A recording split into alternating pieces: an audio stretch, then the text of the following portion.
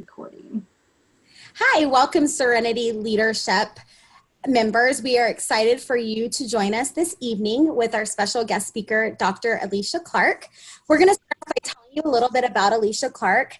She's the president and CEO of Selden Company, and she's been with them since 2004. Her previous positions held at Selden Company include Chief Operating Officer, EVP of Implementation and Business Intelligence, and SVP of Systems and Staff Development. Dr. Clark holds a PhD in Human Capital Management and an MBA from Bellevue University. She is also a devoted wife and has 5 wonderful children. Alicia.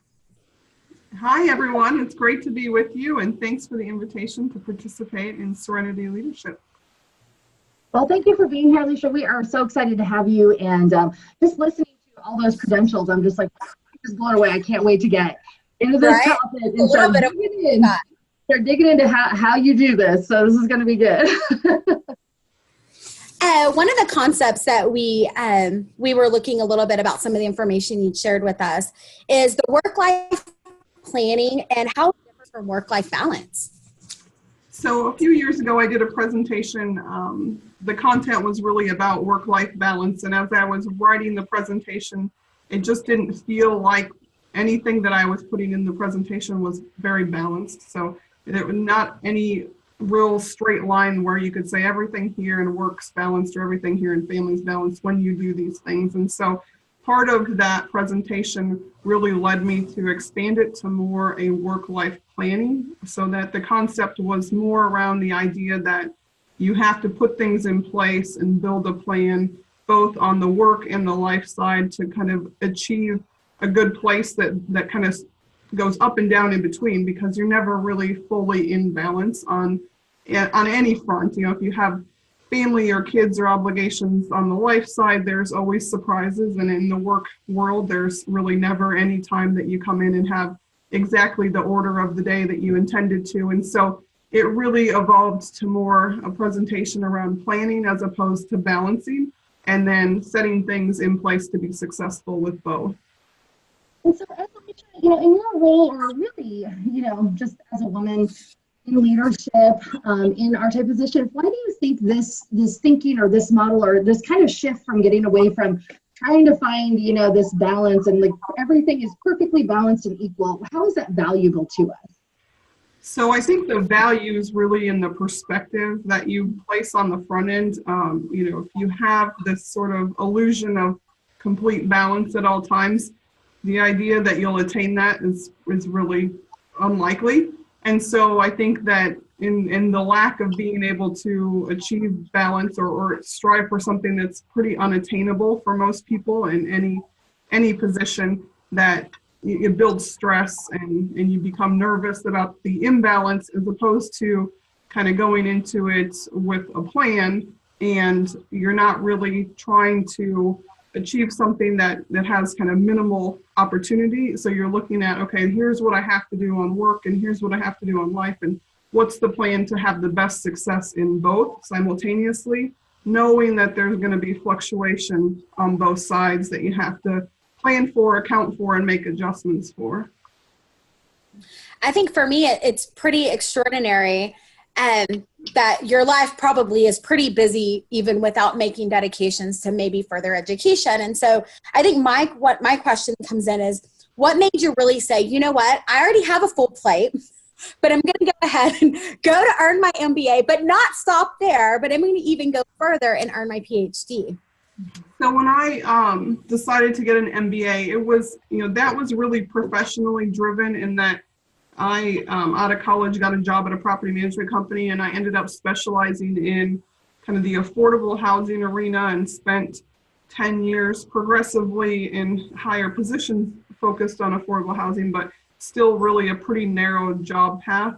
And somewhere towards that year 9 or 10, I wanted to make sure that even though I had stayed kind of in that narrow path, that I wasn't losing I guess what would be able to build opportunity without necessarily changing jobs. And so getting an MBA was an opportunity that I thought would kind of expand my business acumen without necessarily jumping ship, because I did enjoy and was doing well in the compliance arena. I enjoyed the affordable housing, but I wanted to be able to build some skills outside of that. So the MBA was largely driven through wanting to open up future kind of professional opportunities that would require a little more depth of knowledge on kind of operating statements and budgets and accounting and all the different business components that were outside of just the narrow affordable housing arena.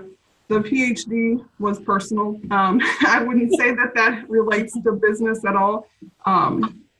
My husband would tell you that's just purely driven out of competitive nature, and it was sort of something that I had a thought about, and then I had a little bit of self-doubt, like, I don't know if I could actually achieve this, or maybe I'm not smart enough. And so that just then I had to try it. And so it wasn't professional. I don't need a PhD to do the job that I have today or any of the jobs that I've had up till today. But when I decided to do it, it was just something I wanted to do and achieve. And so it was really, that is 100% for me personally, I think, just in a personal growth capacity. So, Alicia, as we're talking just about education, women maybe who do have kids at home, or, we've always heard now that, the bachelor, your bachelor's is the new master's, and, the education levels just keep increasing. What would be, as we're talking about work-life planning, is something that, you could, suggestions you can make to women who are wanting to pursue education, figure out that plan, those types of different things? So I would say, from a bachelor's degree standpoint, and I have a son that's actually looking at colleges and be a senior in high school next year, so we've been talking a lot about college. And I've had this conversation a couple of times recently, just by chance, that, when you go from high school to get a bachelor's degree, or even if you go from the work environment to get a bachelor's degree, it's really about just finishing. So, I look at most of the people I know that hold a bachelor's degree, very few of them end up, unless they're very specialized, end up working in the field in which they got a bachelor's degree. But what you do see with people who get a degree is they were able to start something and finish it. So it shows that they can collectively put everything in order, kind of build where they're heading and work towards it, and then achieve it. When you go to the next level, a bachelor's degree can be very broad. You can have liberal arts or business. Well, that's a very broad topic. You can apply it to many, many, many career choices. When you go to the master's level, master's degrees tend to be a lot more practical, and even the course content builds a lot into the work environment. And so, a lot of people that are non-traditional students that go back to get a master's, I think it's probably in some regards easier because you've had the work experience, and there's a lot of tie-in to work activities that you would have had in your day job. And then on the PhD side, it really becomes theory and research. It kind of steps outside of that to be kind of the other end of, why would you do that, or how should you change it? I think they're all really important. Obviously, depending on what you're studying and what you want to do, some careers require a very specific credential that is then a very narrow choice. But aside from being a medical doctor or a veterinarian or something that's kind of a licensed position, you can have a bachelor's degree in any topic and carry that over to really any career. And it's more about that you were, I guess, able to kind of fight through all the challenges. And a bachelor's degree is really broad. You have humanities and science and English and math, so you have to have the ability to kind of get through all the courses, some of which you're good at and some you're not. And those are all things that you then have to bring to work, and some stuff you're really good at and a lot of things that you may not be, and figure out how to manage it. Oh, that's great. What would you say was the most challenging part on your education journey? So my master's and PhD, it would be time. By far, having enough time. So when I started my master's degree, I had a 7-year-old and a 2-year-old. And so I started in 2009 and I got done in 2011, and I had a baby both in 2009 and 2011. So by the time I got my master's, I had 4 kids. And then when I started my PhD, I had my youngest son was born in the 2nd month of my PhD program. So just time, having enough time to commit to each of those aspects. So work obviously takes a big chunk of time, and then family, and then school. And so how I did that, I really don't know now, because I'm starting to learn what it's like to not have to have that third obligation. And so really when it came down to studying or completing work, most of that was done from like 9 at night till 2 or 3 in the morning.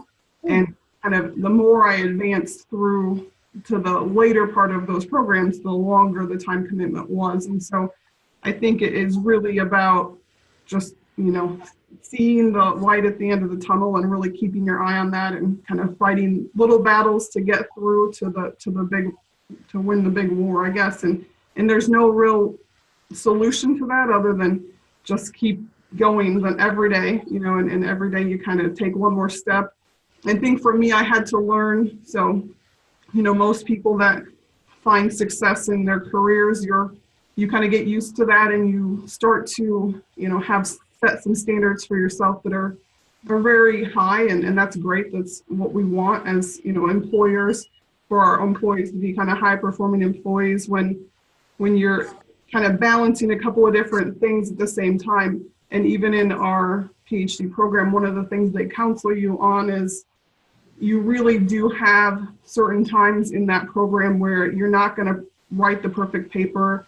You don't have enough time to commit to get 100%, or sometimes you have to settle with yourself that you're going to turn in something that might be a B plus material, and then move forward, because otherwise you really kind of compound the time issue with stress that's hard to overcome. And there was many people that didn't finish that program, and it wasn't a matter of intelligence. It's just a matter of being able to kind of weather those storms, because you might have a week where you have a tremendous amount of deadlines at work, and so you can't commit what you would normally in time to the school, or you have kids that are sick, or something going on. And so you have to really just decide, okay, this week I don't have 4 hours a day, I have 2, and so I'm going to get done everything that I can, and what I can't get to, I'm just going to have to wait. And I think that's something that most people are not really great at. You want to have everything be very high level, kind of perfect, and you can't always get to that point. That's great. And as we're talking about, journeys and weathering storms, so do you feel like, the educational journey helped prepare you then to step into that role, as a CEO, just as you were talking about those various different aspects? Or maybe tell us a little and add in a little bit about, your journey, or your road to getting there, or why you chose to step into that role. Yeah. So I would say, anything that you complete and you're successful prepares you to do something next. I don't know that a couple of years ago, if you would have asked me, I would have said, my 5-year plan is to be the CEO of anything. It wasn't really on my horizon, but yet I had a lot of little kids, and I was going to school, so I hadn't really thought past like getting done with any of those things.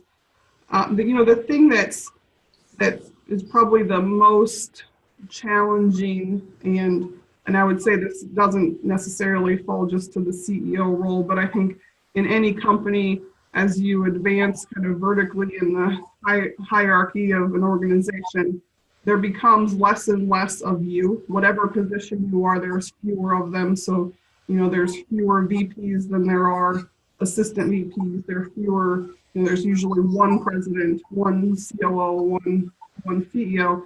And so you lose some of that distributable peer movement, and you really have to take on the whole job when you get to positions where there's fewer of them, which means, there's less people that are going to approve of your decisions. And so that's not something you necessarily anticipate until you're inside of that.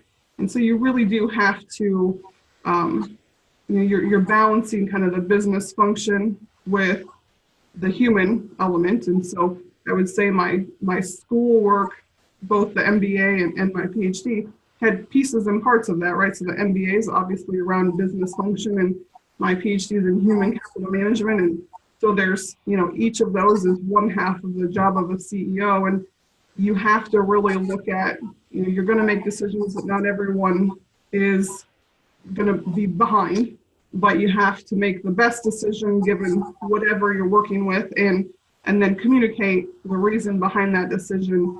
I've developed a new personal motto because, you do get a lot of criticism at certain conversation points. And so my new personal motto is, do not accept criticism from someone you would not take advice from.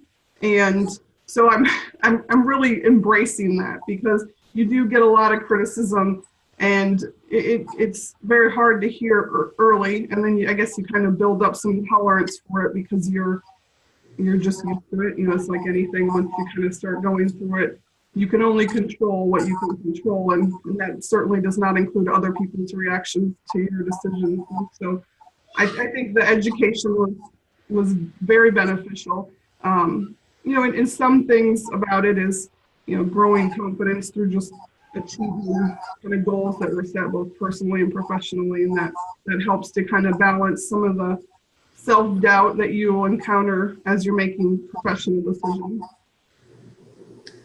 One of the things that, we've spent a little bit of time, work-life balance, work-life planning. We know that there's no way to balance it all. It really is kind of planning. What are some tips or suggestions that you've done that have, one of the things you said earlier is really managing the time, but give us some other suggestions on how you've been able to plan it out and make it all work for you. So I would say, when I look back, and even before, I guess, the educational pursuits or having kind of supervisory jobs is be honest.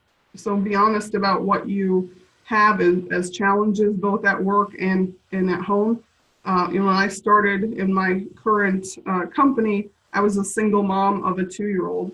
So there was a lot of restrictions around what my availability would be after 5 o'clock, because, if you're a single parent, you have kids to pick up at daycare, the daycare's not staying open until you're done with work. You have to modify your schedule to your family and make adjustments. And so, that's something where if you have those kind of places where you don't have flexibility, be honest to the people around you at work what those are, so that they're understanding. I mean, I find that in most cases, both in work and at home, people are pretty understanding when you kind of hit up a roadblock, but they have to know that it's there. And so the more you can be honest and share exactly what the challenges are in your setting, then you can work around them a little bit more productively, and probably with some help of the people around you, whether it's in your personal life or it's at your work life. I mean, they both kind of go together, and there's no real way to plan if you're not planning across both of those lines. And so I would say just honesty about what your challenges or obstacles could be. And then on the second side of that is, once you know what they are, then have sort of some plan Bs or some other options. And, that's different for everyone. Obviously, for me, I had the good fortune to have parents that really embraced being good grandparents and could take my kid if I had to do a work trip or something. And so, that created some need logistically, because they didn't live where I lived, so we'd have to coordinate. And I had some things in place when I first started working where my son attended a daycare that was national, and as long as I planned ahead, he could travel with me and attend daycare in that city. That was a really unique solution, but it meant that I could take him on my work trips. He would go to daycare of the same kind of franchise that he went to in our, home location. It was, he's 2, 3, 4 years old. He wasn't in school. And so he became an older child that was very easy to acclimate to new people. So there are some benefits to him as well.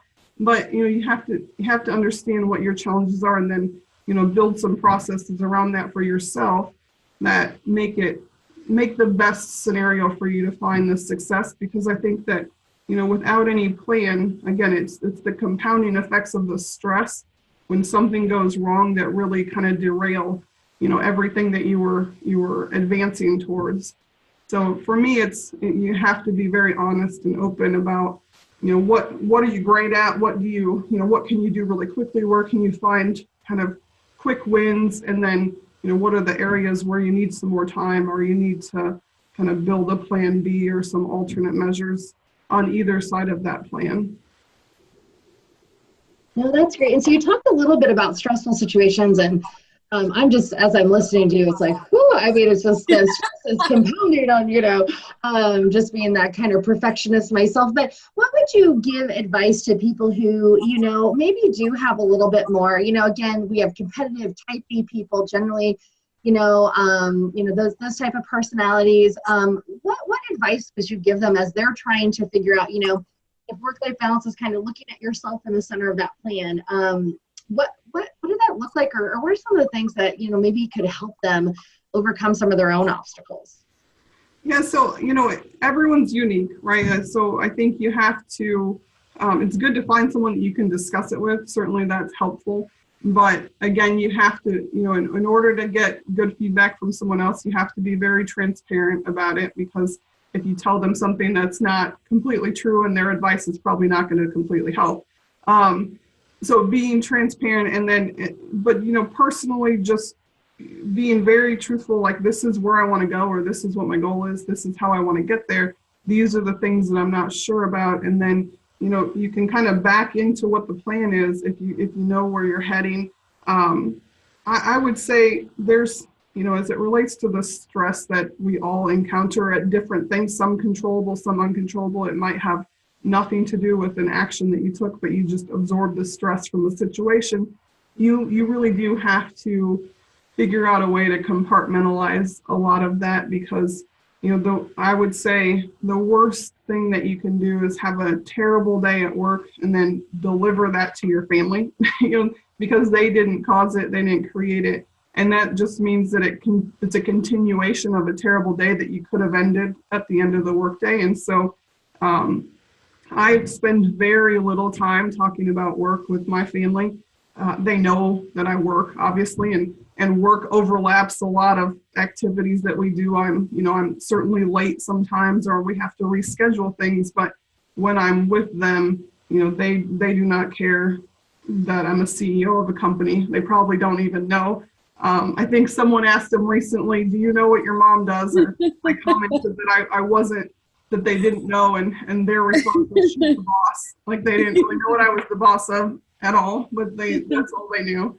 And so that's fine with me. It just, they don't need to know, and they're happy for not knowing. So I think you really have to learn to, in the same way, we all have, I certainly do not have perfect children, so we have bad parent-teacher conferences or a bad note from the school, and that should not come into work either. There's always overlap, and you're always going to have times when things are not adjusted based on whatever is going on either side of that, but trying to really leave it, except for those exceptional situations that are kind of life-changing, which obviously transcend any of those things, to try to leave them kind of in the areas that they are, and then not let it disrupt what you're doing on the other side, at least for the half the day or whatever the adjustment time is. Words of advice. What is some words of advice that you would give your own children? Maybe not all of them at their ages today, but your oldest child that you mentioned earlier was looking for colleges, about pursuing their own professional goals and dreams.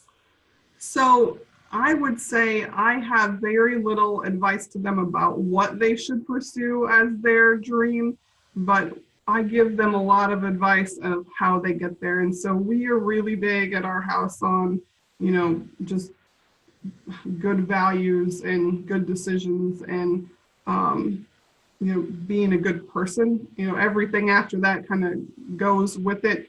I think with all three of those things is, we have a lot of conversations that, you don't get anything easily. It all requires hard work and a good attitude. And you should have a good attitude while you're doing the hard work. That's probably the one teaching thing we spend a tremendous amount of time, is that, if you're doing your little household chores and yelling at everyone around you, that does not go over well. And those are things that, at some point transfer into just how you handle college and how you handle your job after college. It requires being accountable to yourself. It requires being a good team member, whether it's at sports or at your job. And so it's a lot about attitude, and then, the effort and work that goes into achieving anything. I'll tell you, my kids are unique. So there's 5 of them. One of them wants to be an engineer. One wants to be a professional YouTuber. One wants to be a veterinarian. One wants to be a teacher, and one wants to be a professional fisherman. So all of those will change, but whatever they do, they need to, have great effort, work hard, and have a good attitude. And that's on YouTube. That's fine. So. Love it. That is new. That is a whole new generation. I guess. Yeah, I don't get it, but Yeah. I love and I accept it because I do think that that's definitely a career for those who love it. Serenity Leadership is really about building a community of women to support each other, to uplift each other, to be there in those times that we really need a support group. And I believe that we all have our own personal mentors and people that have been a part of our growth and our development. So if you could tell us a little bit about that, someone in your life that you would consider a mentor to you, and how you believe that they've aided in your success. So, it's, I would say there's multiple people. I'll tell you, I'm going to talk about a conversation I actually had last night with my husband. We were talking about International Women's Day. And when I was thinking about that, I was like reflecting on the kind of the world that I grew up in with my grandparents and my parents. And I thought, I feel like they had their own kind of International Women's Day without ever having such a, noted thing. Is that I grew up in a really traditional family structure where both my grandparents actually lived right next to me. One was a mile away, one was 6 miles away. Both of my grandmothers stayed home, but they were the strongest people that I knew. They kind of ran the show. They just knew where everyone needed to be all the time. And then, I grew up with, my grandparents were, really dedicated, family-orientated people. And so I think, watching that as I grew up was very influential in just how I wanted to be personally. I wouldn't say that necessarily has a professional impact, but from a personal standpoint, I always admired kind of how they were with each other. And again, that's both sets of them. And I felt very fortunate to get that relationship, which a lot of people don't. And I had the fortune that they both were right there. So I spent a tremendous amount of time with them. And I think that, both my grandfathers were, kind of grew up through the Depression and the war, and definitely not in a time where women had a lot of value necessarily outside of at the home. But I would have never thought that or felt that. They were always, you need to go to college, you should do this, you're going to be, whatever you want to be. And that was kind of before it was popular to do all those things, I guess. And they came from such a traditional structure, but they still really just inherently felt that way. And I think the influence that had very early on was kind of has carried through everything else. Obviously, that influences the parents that I had because they grew up with those parents. And I just look at that and think, when you start off with, I guess, just really well-defined values and leaders that are in your home, it kind of carries you through all the tough things that you don't know you're going to encounter, but we all certainly will. And so it just gives you, I guess, some strength of confidence and character to kind of weather the storms that, you're going to run into at some point, whether it's in marriage or at work or at school. Unfortunately, none of us live in kind of perfect land. And so there will be those moments, and it's really a matter of, knowing that you're going to come out on the other side in a good place. You just have to get through it. And so I would say my grandparents were my mentors. That doesn't necessarily relate professionally. One of them was a farmer, one was a school principal, and like I said, my grandmothers worked at home. Now that was no small thing because they both had kids and a lot of things to manage, and so probably had a far greater job than I've ever had as far as managing every day. But they were just really strong. All 4 of them were really strong people and really strong character. And so when I look at people who I would choose to emulate, they're certainly first on that list. I think there's other people that are, great at business or great at, things in the business world. But I think if you have great character, you probably are going to be great inside of any capacity professionally once you carry on that trait. Awesome. That is awesome. No, thank you for sharing that. That is that's amazing. I love that. So we did have a question come in from our Serenity community, and they wanted to know, like, what keeps you motivated? Like, what is your why? The reason you do what you do. What gets you up every day? Or what do you do maybe to stay motivated? You talk about those times where we have to weather or push through, or maybe you don't want to do that one thing. What gets you motivated or keeps you motivated to keep going? So, I think it depends on the day. It's not just one thing. I would say kind of big picture. I certainly kind of aspire to the thought of we only get one life and it's pretty short. So pack in whatever you can, because you don't know how many days you have necessarily. And so that's sort of the big picture version of, probably relates more personally to my kids, like, let's go on vacation, let's spend time together, let's go camping, because you really want to kind of absorb all the time you can before they go out and into their own world with, as young adults. I would say professionally, there's a lot of things that you don't want to do every day. I kind of try to do those things first. I mean, that's just a personal decision. If there's something that's on my list that I'm dreading doing first thing in the morning, I would rather just do it, get it over with, and move on. I'm definitely the person that would always volunteer to go first on any speech or report, or just I'd rather watch everybody else after I'm done. As far as just motivation or why, I do enjoy all of the people that I work with. I would say, kind of from a career standpoint, and that has shifted a little bit. I feel like the first 10, 12 years of my career, a lot of my why was the affordable housing programs and the people that it served. I'm a little bit more distant from that now, just by the nature of the change of my job. And so now it's a little bit more the people that are employed at the company that I work for. So that's definitely the why for me is, we have a tremendous amount of amazing employees, and, the business has to function through them, as they're by and large the greatest asset that we have as a company, because we're a service-oriented company. The employees carry, the burden of most of the production is actually in the employees' hands. And so while it was sort of the resident-facing piece early on in my career, it's certainly the employee-facing piece today. That's professionally motivating. I see the people that have worked with me for years and years, and they've advanced professionally and personally in many cases, and it's very rewarding. I enjoy watching that. But again, it falls into that big picture of, it's a short one-time experience that we all get. And so I think that I'm not really, I'm definitely a procrastinator in some capacity as far as tasks, but I am also, let's just get it done. I don't want to think about it. I just want to get it done and move on to the next thing that we get to do. And so it's a lot about just moving forward and having opportunities to do as much as possible in the time that's available. That's great.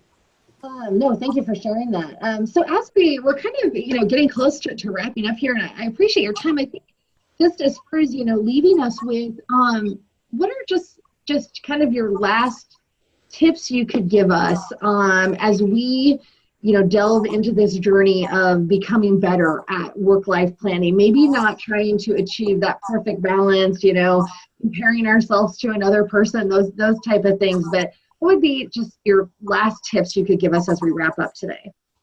Yeah, so I think you touched on one would be that, everybody's very unique. And so everyone's strengths and weaknesses personally and professionally are extremely unique. And so set goals around what you want, not necessarily what others around you want, because if you go achieve someone else's goals, it's not that rewarding. But if you achieve goals that are meaningful to you, then it's very inspiring to you, and you're going to have kind of the motivation and internal inspiration from yourself to kind of make those bigger and better next time. And then the other is, take an appropriate amount of time to enjoy those achievements. So we kind of race through life sometimes, and you achieve something, and then you just like, oh, did it, and move on. And really, you're supposed to enjoy it also, not just achieve it. And so I think that's part of that work-life plan, is that it's not just all about work, and it can't just be about family. When you have both of those things going on at the same time, there's obviously a priority structure, and to me, family is always at the top of that list. But that doesn't mean that there's not some adjustment throughout that, where, some days work is the priority, and you have to make that balance, but, keep your, I guess, big picture priorities always in check, and you don't sweat the small stuff. There's stuff every day that's way beyond anyone's control, and if you spend all your time and efforts on the things you don't control, it makes it really hard to move through the things that you actually could change and improve. And so focus on the things that you have the ability to make a difference in, and enjoy your family. I think that at the end of the day, I could have stayed in the same job role that I was in 15 years ago, and I would feel just as successful with my family situation and everything that I've had go on in the last 15 years of my life. So the professional piece of that is, it's great to have those goals, but they shouldn't be the priority necessarily over what you have in your personal life, because you can't really have a really happy, well-rounded life if you don't have things in order there. And a lot of your work performance and professional results really tie back into your personal happiness. You have to be kind of in a good place personally to be making a lot of strides and achievements professionally. And so making sure that you keep all of that in a place where you're reaching your goals on both sides, but you certainly want to make sure that you're taking care of yourself. No, that's great. Nadia, do you have any final thoughts as we wrap up tonight? I'm just thinking, if no one else gets anything from this, I did. I'm just like soaking it all. Alicia, I want to personally thank you for taking your time out today. I know that our Serenity family and community will also find a lot of this information extremely beneficial to them in their personal journey. So thank you. Well, thank you for inviting me. It was great. Glad to see you. Thank you too. We really do appreciate it. And I did want to let everyone know that if you are looking for a presentation about this, Alicia did put some thoughts in a PowerPoint that we are going to upload in the resource section. It's right next to the video section. And so we will upload that for you. It will be there on Thursday also.